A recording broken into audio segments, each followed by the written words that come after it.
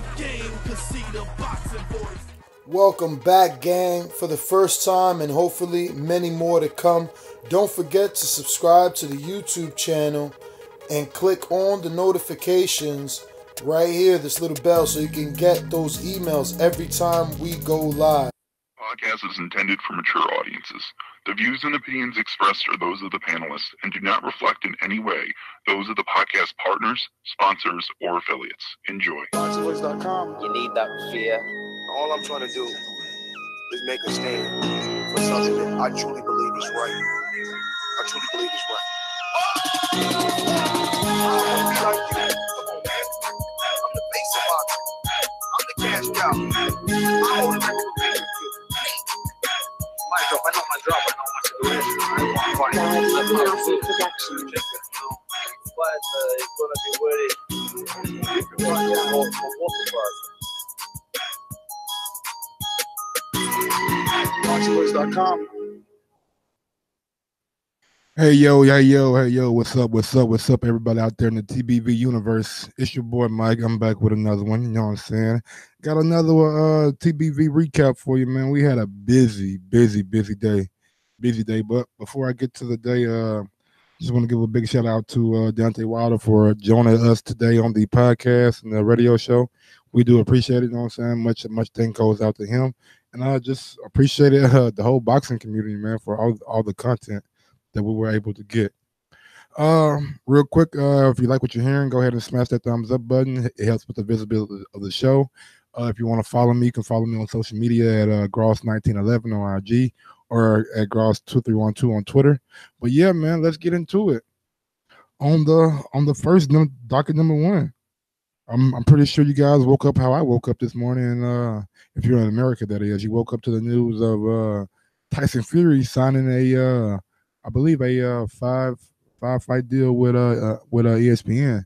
That's in the range of 80 million pounds, which is like $100 and some million. So, my hats off to Tyson Fury. I mean, I can never get mad about somebody making a financial decision that sets not only him up but his family up down the line, generation for generation. I mean, it's all about building generational wealth. And yeah, great, man. Great for Fury and great for his just great for his career. And maybe it does put a little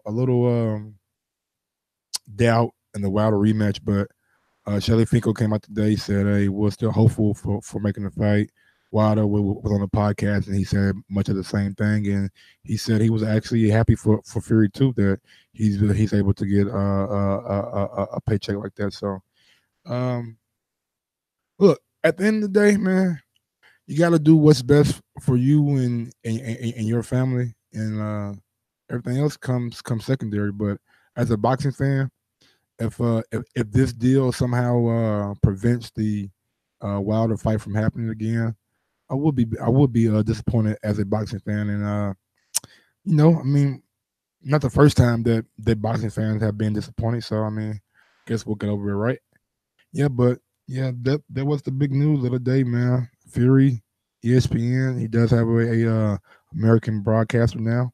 This possibly makes him a bigger star over in America. Well, not possibly. I think it definitely makes him a bigger star over in America than it does Joshua, because for the simple fact that ESPN is in way more, and I mean way more households than the Zone. I don't think the number is even comparable or even close. I mean, that's just off the top of my head. I have no data or stats to back this up, but if you live in America, it'll be hard pressed to find a bar or even a barbershop where like I frequent, even a household that doesn't have ESPN of some sorts, if rather it's ESPN Plus, the regular ESPN, or a combination of all of them. I think ESPN gives Fury a bigger grasp on the U.S. market than it does AJ. AJ fighting on the Zone, we all know that it's possibly on a fight-to-fight basis. So, maybe he's able to work out a deal where he's able to fight on ESPN, or ESPN just make all these fights go to purse bid now. I mean, what benefits your network more? Trying to negotiate possibly a joint pay-per-view or try to do a purse bid where you can possibly bid the most money and get these fighters on your network. You know what I'm saying? Because if these fighters refuse the purse bid, then I believe you have to vacate your belt. And I doubt either AJ or Wilder wants that. So ESPN has become a big player in the heavyweight division now, man. We were looking at what they were going to do, and right now they hold a lot of chips on their side of the table now. Fury is a big name, not only in the UK, but his name is going to grow over here in the States being on ESPN. But if you want Wilder's reaction, you can definitely go check that out on the podcast and enjoy, man. It was a damn good interview, and we got a little insight of his mindset and his mind frame right now, and it seemed to be all positive. Also, another story that I covered today, Billy Joe Saunders is moving up to 168, and he's no longer going to campaign at 160. He said that the making the weight was just became a bit too much for him, and now he's hoping to make big fights at 168, and he's going for the WBO vacant belt that was vacated by Zurdo Ramirez, and he's fighting. Don't really know the guy's name he's fighting, but it kind of slipped on my mind right now. But yeah, man, looks like the 168 division has a new player, and he did speak on the Gail Eubank, and I think that's definitely a big fight for him over in the UK. Maybe even possibly transcends over here in the US, because if Frank Warren and Tyson Fury got a promotional deal with ESPN, I'm pretty sure you can expect to see Billy Joe Saunders on ESPN too. So that gives him a little bit of leverage. You know what I'm saying? So yeah, man, it's exciting for him to be campaigning at a weight that he feels comfortable at, and I really like the potential fight between the winner of the Gail Eubank, because we all know if Eubank wins, then there's old British beef, there's unfinished business from the first fight, and it seems like the rematch was headed that way a couple years ago, but somehow things got stifled and it didn't happen. And also, if James DeGale wins, I mean, can never say that's not a big fight over in the UK. I mean, James Gale's a gold medalist, former champion, and I'm pretty sure there'll be a marketplace for that fight over in the UK. Also, you can't rule out the other champions. You got to look at Caleb Plant, the IBF champion. You have to look at the WBA champion. Slipping mind right now, the WBA champion. Who is the WBA champion at 168? Mark, come on, man, you are better than this. WBA 168 champion. My bad, and I'm so sorry, sir. Callum Smith. Callum Smith who just won the WBSS World Boxing Super Series. My fault, Callum Smith, man. Trust me, you are nobody to be forgot. You are maybe the cream of the crop in this division, but excited to see you against some of the top guys too now. But Callum Smith is a fight that I didn't even think about earlier. Callum Smith could be a damn big fight. You're talking about a unification fight over in the UK against a guy who's yearning for a big fight, who wants a big fight, who's talking about moving up to fight Sergey Kovalev in search of a big fight. So that's always a possibility. Or you can go the WBC route, possibly face the winner of Anthony Durrell and Avil Yildirim, a guy who Chris Eubank fought.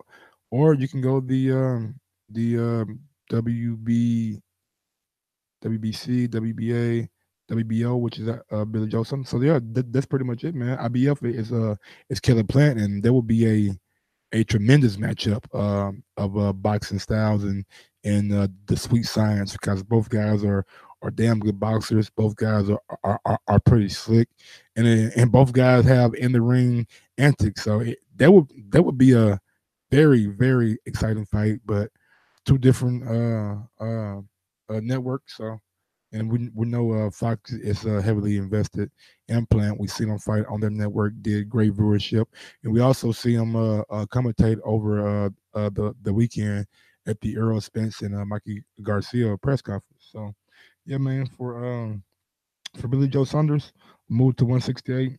You know what I'm saying? Probably the best thing for him right now, and this stage in his career. And I'm happy to see where he goes from here. Also, another story that I covered today, man. We got Floyd Mayweather. He finally addresses. So well, he didn't finally, because the story came out a couple days ago. But he addresses Ryan Garcia, saying that he wants to fight Tank, or he wants to spar Tank, or he wants to do that. And Floyd made it clear, man. If you want Tank, then I have a fighter on TMT that I want you to fight. He goes by the name Rolly, and if you beat Rolly, then I'll give you 200K, and then you get the Tank fight. Well, Ryan Garcia heard this and took note, and he made his own counter offer. He was like, okay, Floyd, we all know that you were the biggest mouth in the room, but something about, I don't know what he said, but I don't want to misquote him.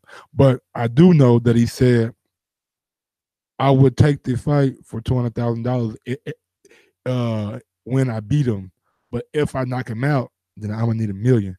And I haven't heard from Floyd since, or Floyd hasn't responded to that post. So excited to kind of see if this fight happens, and does it actually lead to a Gervonta Davis fight down the road, because I think it's still kind of early in Ryan's career, but I think he's doing the right thing by mentioning this fight so early. So when it does happen, it's a monumental event, and both fighters get paid well. I enjoy Ryan Garcia, man. I think he's good for boxing. He has the look. I mean, he can talk. He's the ladies love him. I mean, he's everything you look for when you're trying to market a fighter. And and he has a big social media following.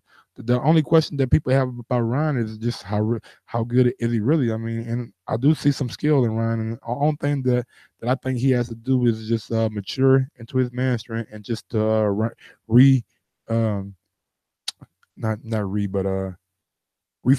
or retweak some of his skills, and let his range and his height and his length work for him.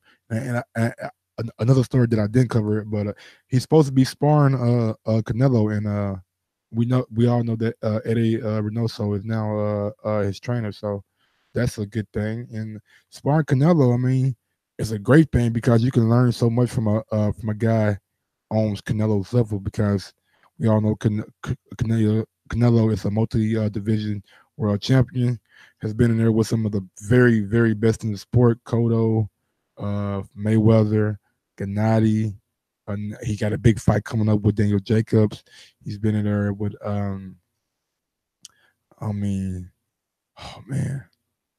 been in there with some Aries Lara. He's been in there with some real Austin Trout. I mean, he's been in there with some guys that are Hall of Famers, and some guys that are maybe fringes of a Hall of Famer. So by sparring a guy like Canelo, man, you can learn so much, and you can soak up so much information, and it's just going to benefit you in the long run. And I think that's probably the best thing for Ryan Garcia, so he can get used to being hit by a bigger man or a more powerful man, because we all know Tank Davis does have some extraordinary crack to be at 130, and I totally think his power is going to translate when he moves up to 135. So I don't think that's even a discussion. Also, we got a couple videos from Omar Douglas that came out today. You know what I'm saying? He's in camp working extremely hard for this Lee Selby fight. He's getting focused. We got him some training footage. Big ups to my guy J Hardcore out here working, man. Out here getting it in and just getting a lot of footage for you guys. He set it out to some more places this week. He didn't. I really couldn't get him on tonight. I mean, he was. I guess he's kind of tired in the bed. I really didn't want to ask him. So, but yeah, man, he's out there doing his thing, man. And big ups to J Hardcore. He was in the Omar Douglas camp, and he's ready. We also got a video from Dion Nicholson, a guy who's coming off a big victory this weekend down in Tuscaloosa. He's coming off I believe a first round KO. I mean, he's talking about a future world title shot at cruiserweight, and he talks about possibly what we have him on the show Wednesday, and we're gonna ask him about possibly moving down to 175 light heavyweight, and possibly, calling out the likes of a Anthony Yard or somebody that's high in the light heavyweight division. Also, I did a story about Mikey Garcia and Terrence Crawford. They had a little beef over the weekend. Mikey Garcia feels that Amir Khan, even though he's not a name in his prime, and he don't feel like that Crawford will get the respect or it won't go down on his legacy as a legacy fight because he's not fighting Amir when Amir, I guess, was the best Amir possible. Which, I mean, who's to say that this camp Amir is not going to be the best he ever looked? You know what I'm saying? So I mean, it's tough because I know the narrative on Amir. Everybody think Amir doesn't have a chin, but some of the guys he been knocked out by really have a extraordinary punch. Guys like Danny Garcia, who Keith Thurman said this out of his mouth. I'm not making this up. That same shot that landed on my elbow, I'm glad it didn't land on my head or my face because I don't think I don't know how he put it, but that was a devastating blow. Also, Canelo Alvarez. I mean, that left hook from Canelo. I mean, that was picture perfect and landed right on the button and really put Amir down. I'm just of the mindset, man. It's easy to critique somebody's resume and saying that they don't have the names and they don't have they're not challenging themselves. But and this is just my opinion. When you look at Mikey Garcia in the Errol Spence fight, I just feel like Mikey Garcia is in a no-lose situation. Yes, he can lose inside the ring. He could really leave something in the ring going against a guy like Errol Spence. But in the public perception, I don't think if Mikey loses, they'll look at him any less of a champion. He was going up in weight, fighting the naturally bigger guy, fighting the naturally stronger guy, fighting the natural welterweight. And I don't think if he loses, much more people won't. I mean, not that many people will look at him as being a failure or not being a success. But if he wins, I mean, if he wins, he's a pay-per-view sensation. Maybe even one of the biggest stars in boxing now. Maybe he takes that next step. So I just feel like it's a win-win for Mikey. But when you look at Earl got a lot to lose. He can risk looking bad against Mikey. He can risk getting Mikey out of there in the first 30 seconds. And people was like, "Oh, this is a sham show." It's a lot of things that could go wrong for Earl. But back to Crawford and Garcia. Like I said earlier, I think these guys just have some animosity from the amateurs that didn't really get resolved, and hopefully, maybe the guys may fight each other in the pros. I'm not sure, because Mikey is a naturally smaller guy, so fighting Crawford is just like, to me, even though Crawford's not as powerful as Spence, but I think Crawford could do some damage to Mikey Garcia. But I just think it's unfinished business at 140. I mean, unfinished business between those two guys, and as long as their career are going with each other, same time frame, same decade, same generation, then you're going to hear these whispers from Mikey Garcia, and you're going to hear Crawford do what he did I believe Saturday night or Sunday morning, was clap back. You know what I'm saying? He told Mikey don't quit it against Earl like he did Salido, but we all know Salido headbutted Mikey, and Mikey had problems breathing through his nose. Also, I just think, man, the resume game is played out to me in boxing, man. I go through it all the time, and it's easy to pick apart somebody's resume, but I'm of the mindset. If we're looking at two people and you think one guy to win and I think another guy to win, let's just get those guys in the ring and let the guys fight each other so we can see who truly is the better fighter. You know what I'm saying? But that's just my opinion, and what do I know? Also, the last little bit of news that I reported on was Usyk and Povetkin getting close to a fight for May 18th. Reports say that it could possibly be in Chicago. Povetkin is on Usyk's list and vice versa. That's a video that I just put out probably about 2 hours ago, talking all about this. So if you want to go check it out, it's on the channel, and it's totally there for you guys to watch, man. And I just want to thank you guys for all the support watching these clips and watching these videos, man. It really means a lot. And until next time, I'm out. Peace out, man. Y'all have a good night. See y'all tomorrow morning. Oh yeah, quick news and notes. Ron and Ness will be in New York tomorrow for the AJ and Miller press conference. So if you see those guys out there and you're out there, give them a holler and yell TBV. Those guys are gonna put in some work tomorrow too. So I'll probably do a lot more of videos like this tomorrow. So if you like it, I love it. Until next time, peace out. Yes, sir. Yo, if you enjoyed the video, feel free to hit the like, subscribe, and share. As always, if you want to support us to the next level, head over to the patreon.com/ThaBoxingVoice. We have tons of exclusive from Border Wars, Entitled, betting shows, the list goes on and on and on. But in addition to that, if you guys have questions for fighters, trainers, and promoters, this is where you can submit them. We will run out, get these questions answered, and put it back on the show just for you guys. Appreciate it. Peace.